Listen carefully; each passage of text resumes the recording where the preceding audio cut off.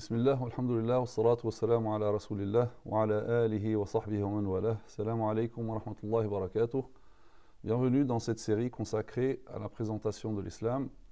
Nous avons dit que l'islam est composé de 4 choses, de 4 composantes essentielles, de 4 fondations. La croyance, l'adoration, la morale et la législation. Nous étions en train de parler de la croyance. Nous avons dit que la croyance musulmane peut être résumée en 3 points essentiels. La croyance en Dieu, la croyance au prophète et la croyance au jour du jugement dernier. La croyance en Dieu elle-même donc peut être synthétisée en 3 choses, qui sont donc Dieu existe, Dieu est unique et Dieu est parfait. Auparavant, nous avons déjà parlé donc, du premier point, Dieu existe. Donc nous avons parlé de l'existence d'Allah Azza wa Jalla, l'existence de Dieu. Et nous avons donc donné ou fait des démonstrations rationnelles donc, qui prouvent l'existence de Dieu. Donc Dieu existe. Ensuite, le deuxième point dans la croyance en Dieu, selon l'islam, Dieu est unique. Allahu Wahid. Dieu est unique. Donc, c'est-à-dire que Dieu est unique, seul et sans associé. Nul n'est égal à lui et rien ne lui ressemble ni dans son essence, son entité, ni dans ses attributs, ni dans ses actes. Qul huwa Allahu ahad, Allahu samad, lam yalid wa lam yulad, wa lam yakun lahu kufuwan ahad. Dit il est Dieu unique.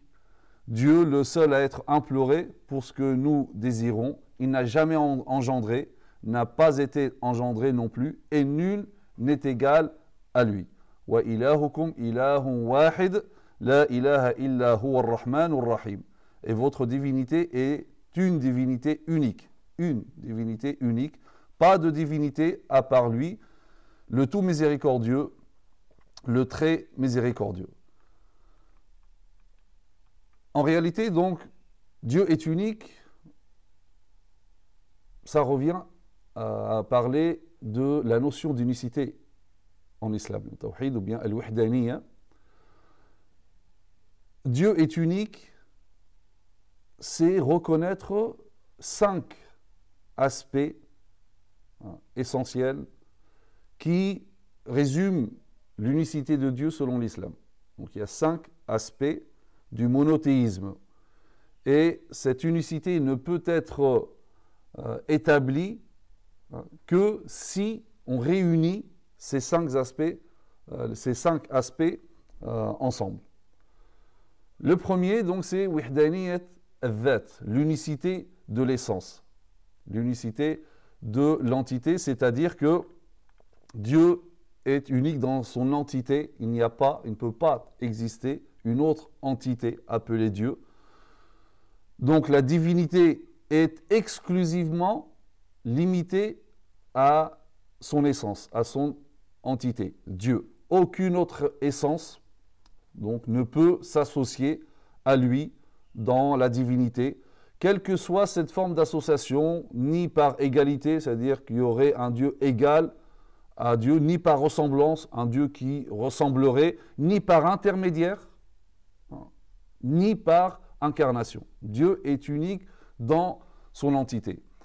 Et d'ailleurs, la raison reconnaît tout à fait et instinctivement et facilement le fait que Dieu est unique. Et d'ailleurs, lorsqu'on contemple la nature, son ordonnance, etc., on ne peut que conclure que Dieu est unique.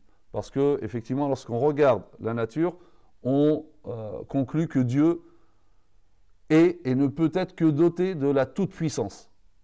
Or, si Dieu est tout-puissant, il est nécessairement un et unique. Parce que s'il y en avait plusieurs, plusieurs dieux se limiteraient mutuellement dans leur puissance. D'accord ? Il y aurait un désordre, dans le sens où, supposons qu'il existe 2 entités appelées Dieu. Le premier décide de créer quelque chose. L'autre ne veut pas. Donc rationnellement, qu'est-ce qui va se passer? C'est soit le premier qui va imposer sa volonté à l'autre. Et du coup, qui est doté de la toute-puissance? C'est le premier. Donc le deuxième n'est pas Dieu.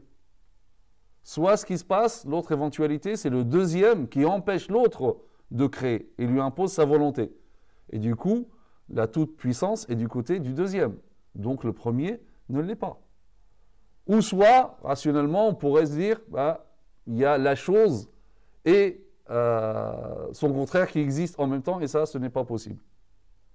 Donc, Dieu est doté d'une toute-puissance, de la toute-puissance, et cela implique qu'il soit unique, sinon, s'il y avait plusieurs dieux, ils se limiteraient mutuellement donc, dans leur puissance. Et d'ailleurs, c'est ce que nous indique Allah Azza wa Jalla dans le Coran, pour prouver rationnellement qu'il ne peut pas y avoir plusieurs dieux. Allah Azza wa Jalla nous dit لَوْ كَانَ فِيهِمَا آلِهَةٌ إِلَّا اللَّهُ لَفَسَدَتَا. S'il y avait dans le ciel et la terre des divinités autres que Dieu, tous deux seraient certes dans le désordre. فَسُبْحَانَ Rabbil Arshi amma yasifun. Gloire donc à Dieu, Seigneur du trône, il est au-dessus de ce qu'il lui attribue. Allah Azza wa Jalla nous dit également مَا اتَّخَذَ اللَّهُ مِنْ وَلَدٍ وَمَا كَانَ مَعَهُ مِنْ إِلَهٍ إِذًا لَذَهَبَ كُلُّ إِلَهٍ بِمَا خَلَقَ وَلَعَلَى بَعْضُهُمْ عَلَى بَعْضٍ. Subhanallah amma yasifun. Dieu ne s'est point attribué d'enfant et il n'existe point de divinité avec lui. Sinon, chaque divinité s'en irait avec ce qu'elle a créé et certaines seraient supérieures aux autres. Gloire et pureté à Dieu, il est supérieur à tout ce qu'il décrive. Donc, ces versets-là résument du fait qu'il ne peut pas y avoir plusieurs dieux, sinon, ça serait le chaos, le désordre, et finalement, tous se limiteraient mutuellement dans leur puissance. Donc, l'unicité de l'essence, wahdaniyat al-dhat, veut dire tout d'abord qu'il n'y a pas une autre entité appelée Dieu, et que la divinité de Dieu est exclusivement limitée à lui, à son essence. Il ne peut pas exister donc un autre Dieu, ni un autre être semblable, ni par intermédiaire, ni par réincarnation. Mais l'unicité d'essence, de l'essence, wahdaniyat al-dhat, veut dire autre chose, veut dire également que Dieu n'est pas composé de parties. Il n'est pas composé de parties, c'est-à-dire que Dieu est parfaitement un, homogène et indivisible. Et c'est-à-dire donc qu'il n'a pas de parties. Parce que s'il avait des parties, donc une partie dominerait sur l'autre. Et chaque partie aurait besoin de l'autre. Or, Dieu est exemple de toute insuffisance. Attribuer le besoin à Dieu, c'est lui attribuer une insuffisance. Donc, si Dieu était composé de parties, chaque partie aurait besoin de l'autre, comme l'être humain. L'être humain, il est composé d'un corps.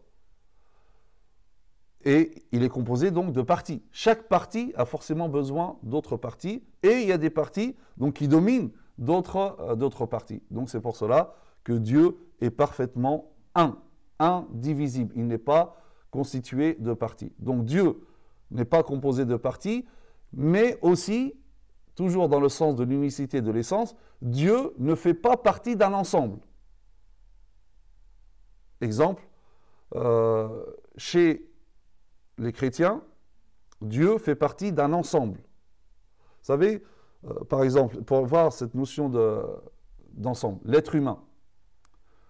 Imaginons donc c'est un ensemble et on lui donne le nom être humain.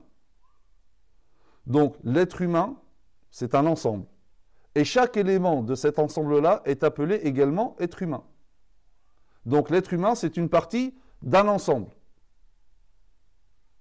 Et cet ensemble-là s'appelle aussi être humain. Les chrétiens, ce qu'ils ont fait avec la divinité, cette notion de trinité, ils ont imaginé un ensemble. On donne le nom Dieu à cet ensemble. Cet ensemble est constitué de 3 éléments. Dieu, le Père, le Fils, le Saint-Esprit, qui sont à la fois Dieu. Donc Dieu est Dieu. Le Fils, c'est le Fils, mais c'est aussi Dieu. Le Saint-Esprit, c'est le Saint-Esprit, mais c'est aussi Dieu.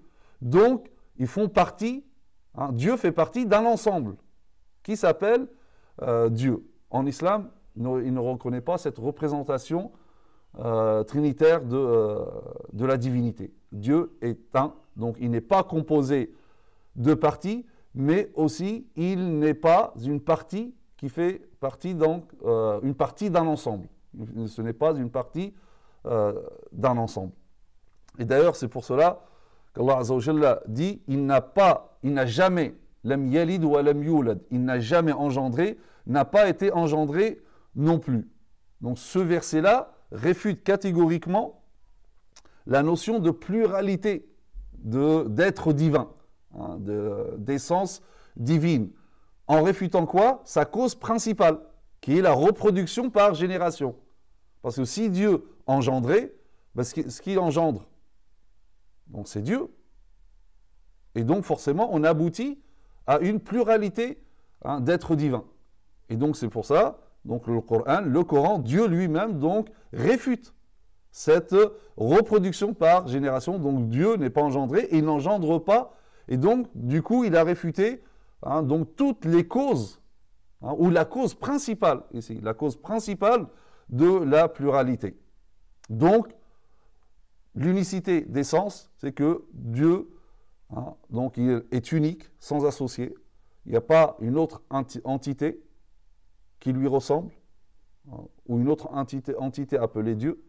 Mais ça veut dire également donc que Dieu n'est pas composé de parties, c'est-à-dire également que Dieu n'est pas une partie d'un ensemble.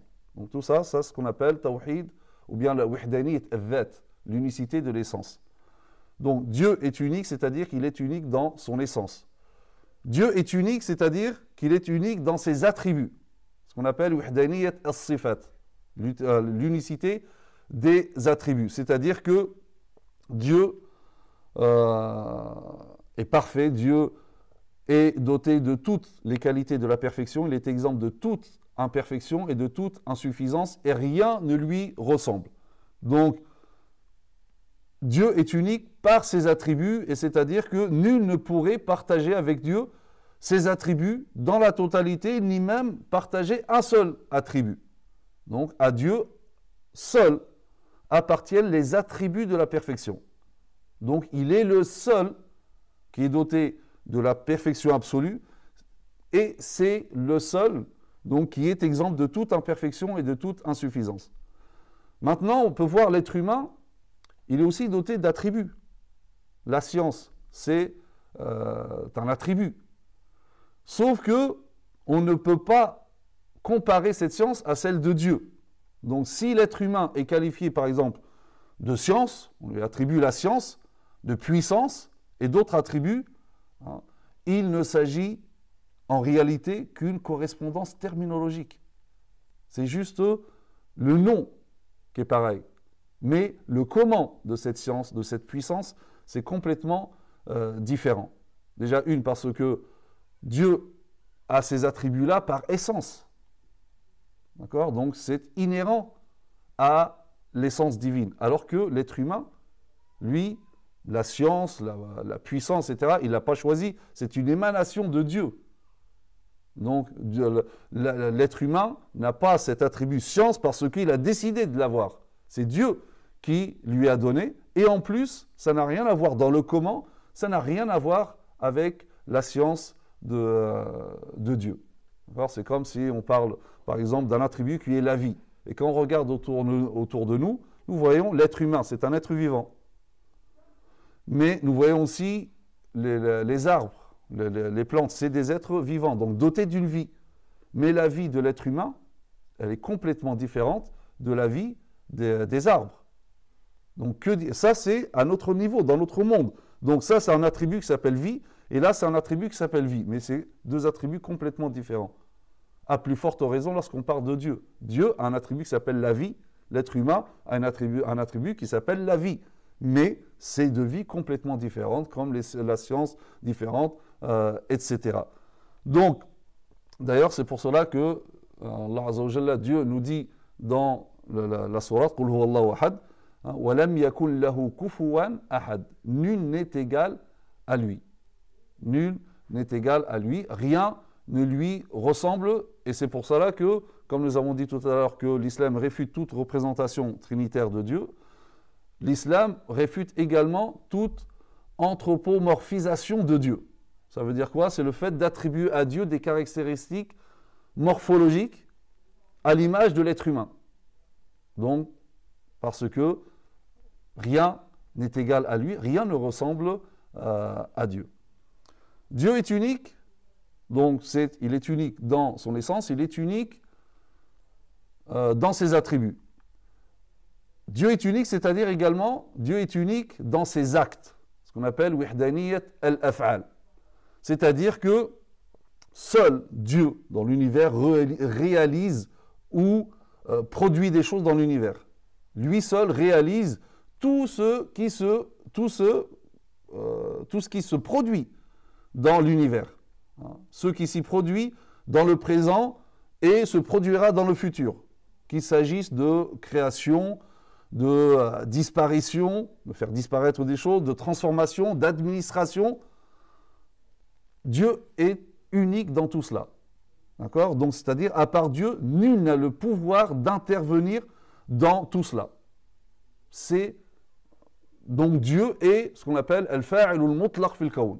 C'est l'agent absolu dans l'univers. C'est lui qui crée, c'est lui le créateur, c'est lui qui crée, c'est lui qui donne la vie, c'est lui qui la reprend, c'est lui qui accorde la subsistance, c'est lui qui administre tout.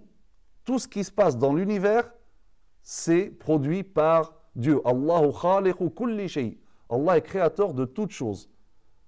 Et si nous observons certaines choses autour de nous qui sembleraient agir sur d'autres, comme la pluie par exemple, la pluie, ça semble agir sur la végétation, sur l'apparition de la verdure. Mais en réalité, ce n'est pas une cause réelle. C'est ce qu'on appelle sabab ja'li, c'est-à-dire une cause par assignation. Ça veut dire quoi? C'est-à-dire nous, parce que c'est un phénomène répétitif. Il y a la pluie, peu après, donc on voit la végétation. Il y a la pluie, il y a végétation. Il y a la pluie, il y a la végétation. Donc avec cette répétition, on en conclut que la pluie, c'est la cause de la végétation. Mais en réalité, cette cause n'est pas réelle.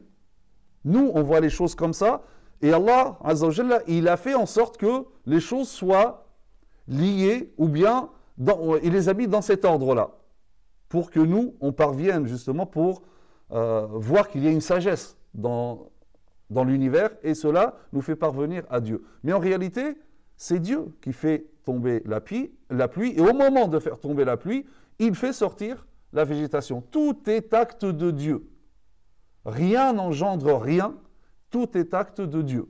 C'est ça l'unicité des actes. Mais comment? Mais normalement, c'est la pluie qui engendre ou produit la verdure. Non, c'est comme, si je vous donne un exemple, imaginons, on donne une tirelire à un enfant, on va faire une expérience avec lui. On va mettre quelqu'un derrière la porte, il ne voit pas, et on va faire une expérience. À chaque fois qu'on va mettre une pièce dans la tirelire, celui qui est derrière la porte, il va allumer la lumière.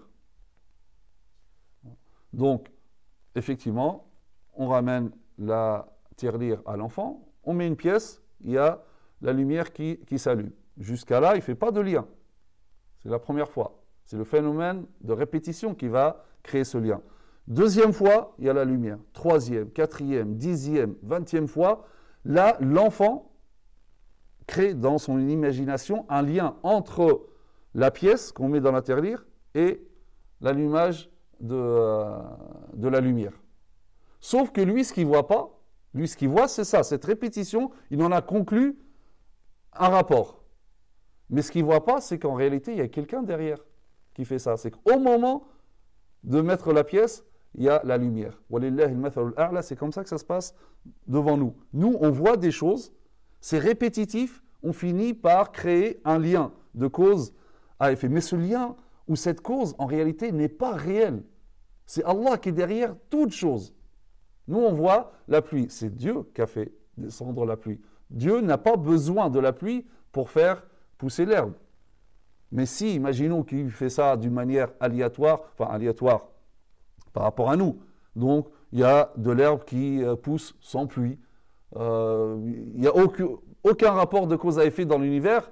On ne va rien comprendre à l'univers et on ne pourra pas justement parvenir à dire que derrière cet ordre, il y a un ordonnateur. C'est pour ça que Dieu, pour nous, il a fait en sorte que ces choses donc, soient les unes derrière les autres. Mais ça ne veut pas dire que c'est des réelles causes. Donc, au moment où il fait tomber la pluie, à ce moment-là, il crée. C'est lui qui crée les plantations, la verdure, etc. Donc, l'unicité des actes, c'est-à-dire que Dieu est unique dans ses actes. C'est le seul qui crée. Allahu khaliqu kulli shay. C'est le seul qui donne la vie, c'est le seul qui la reprend. C'est le seul qui administre l'univers.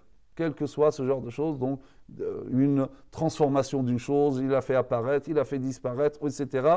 Tout ça, Dieu est unique dans tous ses actes. Donc Dieu est unique dans ses actes. Dieu est unique, c'est aussi, il est unique dans ce qu'on appelle le pouvoir législatif. Wahdaniyat al-hukm.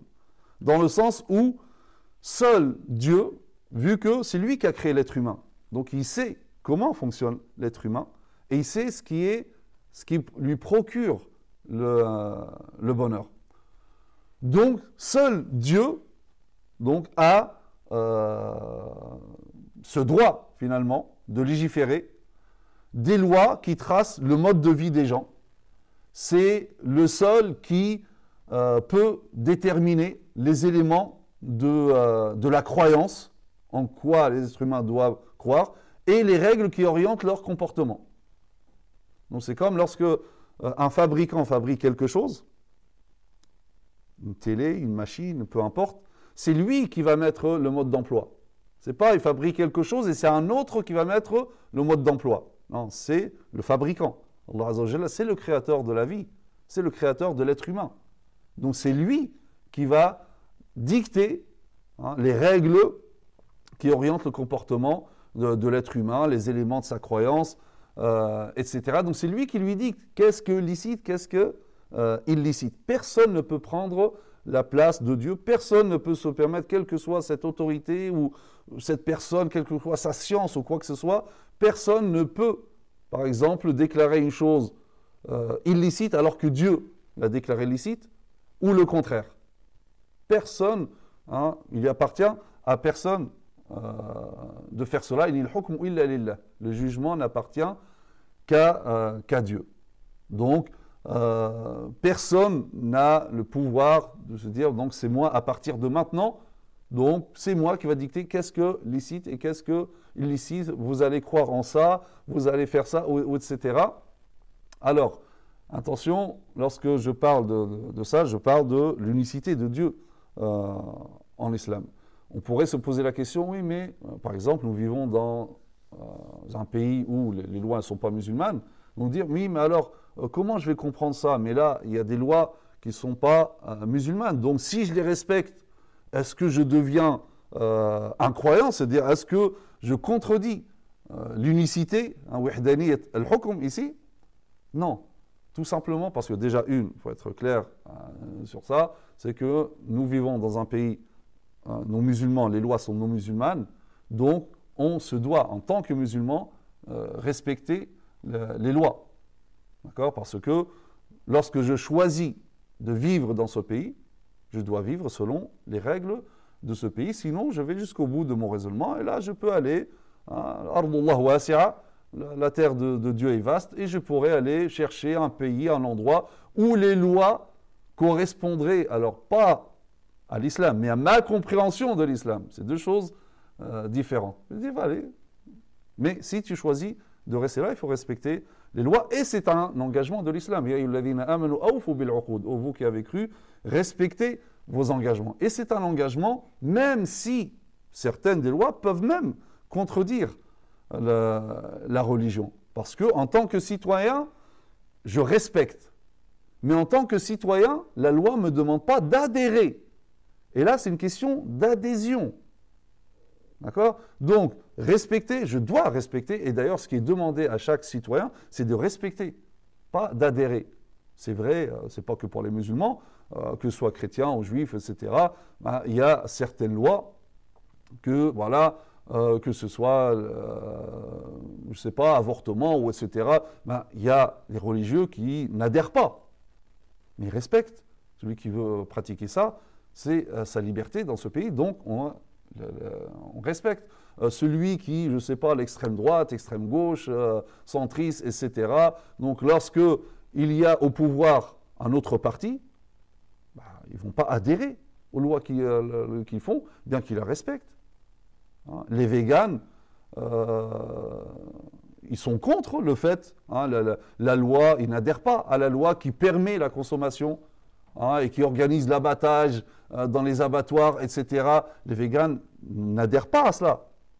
Hein, et ils ont le droit, mais ils respectent, ils doivent respecter donc la loi. Il y a des monarchistes, même en France.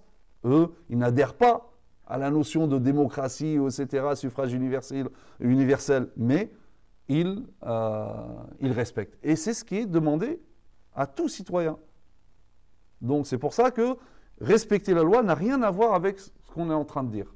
Ça ne veut pas dire que voilà, je ne crois plus que c'est Allah Azza wa Jal qui va me dicter le halal, le haram.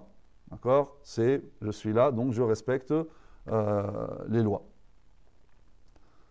Dieu est unique également, c'est-à-dire il est unique dans son adoration. C'est-à-dire que seul Dieu mérite d'être adoré dans le sens de vouer un culte. C'est-à-dire que l'ibada, c'est quoi ? L'ibada, c'est faire en sorte que l'être humain devient l'adorateur de Dieu et donc le serviteur de Dieu, l'abd.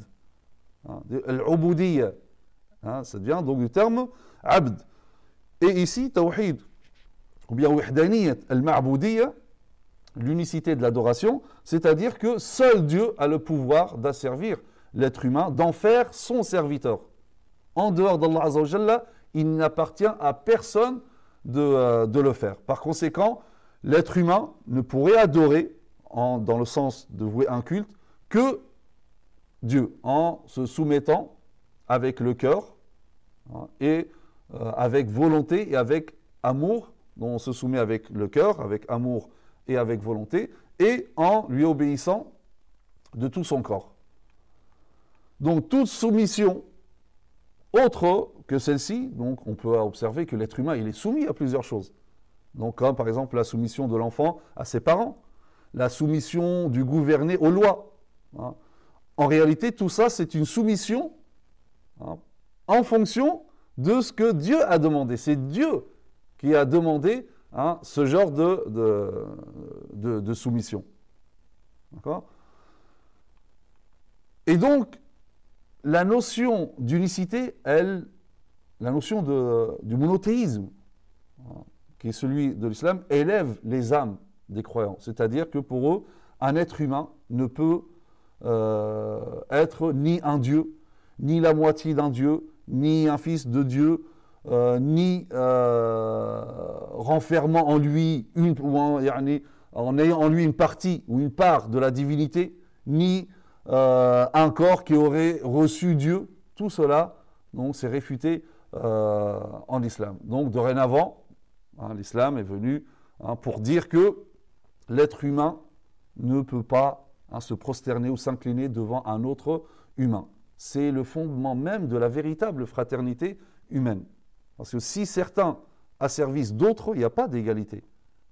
La vraie égalité, c'est en fait la soumission à Dieu te libère de toute soumission des créatures de Dieu, que lorsque c'est une soumission dans le cadre de ce que Dieu te dit. Mais en tant que soumission, tu n'es soumis qu'à Dieu. Et c'est ça la vraie liberté. Certains vous diront, oh, mais non, moi, la liberté, moi, je ne me soumets à rien, ni à Dieu, ni à rien. Hein, et je suis l'esclave de rien. Et ça, c'est faux. C'est complètement faux.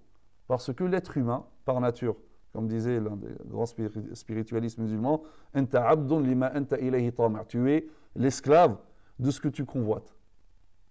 Si tu convoites l'argent, tu deviens l'esclave de l'argent. Si tu convoites l'autorité, tu deviens l'esclave. Et pour toi, c'est le but, c'est ton Dieu. Et pour ces choses-là, tu pourrais faire tout et n'importe quoi. donc tu es esclave de quelque chose. Donc, la vraie liberté, c'est d'être le serviteur unique de Dieu, et par la soumission à Dieu, tu te libères d'adorer tous les autres, tous les contingents, toutes les créatures, et c'est ça vraiment la libération de l'être humain avec la notion de la ilaha illallah. L'islam est venu libérer l'être humain de toute forme d'idolâtrie, de toute forme de soumission, donc polythéiste. Quelle que soit cette forme d'idolâtrie, que ce soit l'idolâtrie religieuse en considérant un être, je prends pour Dieu, ou un animal, ou etc. Ou aussi que ce soit une idolâtrie économique, être l'esclave de l'argent. Le prophète sallallahu alayhi wa sallam dit « Ta'isa abdud dinar wa abdud dirham » malheureux est l'esclave du dinar, du dirham, de l'argent. Donc ça aussi, c'est une forme aussi de soumission. Et donc tu es esclave de cette chose-là. Et aussi une idolâtrie, on pourrait appeler socio-politique. C'est convoiter le pouvoir, etc.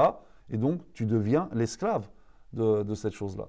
Donc la véritable liberté, c'est de se soumettre à Dieu sans associer, et donc l'adorer d'une manière exclusive. Donc finalement, l'unicité de l'adoration, c'est de reconnaître que seul Dieu mérite d'être adoré, et de vouer tous mes actes cultuels exclusivement à lui. Que ce soit des actes cultuels liés à l'action, que ce soit parole, par exemple les invocations, les implorations, dua, dhikr, récitation, ou que ce soit des actes gestuels, donc l'inclinaison, la prosternation, le jeûne, ou que ce soit des actes internes, comme l'amour, la crainte, le fait de se remettre à Dieu, la satisfaction de Dieu, etc. Tout ceci est voué exclusivement à Dieu, seul et sans associé. Donc voilà la notion de l'unicité en Dieu. Dieu est unique, c'est-à-dire qu'il est unique dans son essence, il est unique dans ses actes, il est unique dans ses attributs, il est unique donc j'ai dit, donc dans son essence, dans ses actes, dans son adoration, dans ses attributs et dans, on a dit, donc, le pouvoir de légiférer. Tout ça, c'est l'unicité de Dieu. Dieu est unique. Donc nous avons dit la croyance en Dieu, en islam, on la résume en 3 points. Dieu existe, Dieu est unique et Dieu est parfait. Donc dans la prochaine vidéo, on va voir cette notion de Dieu est parfait en islam.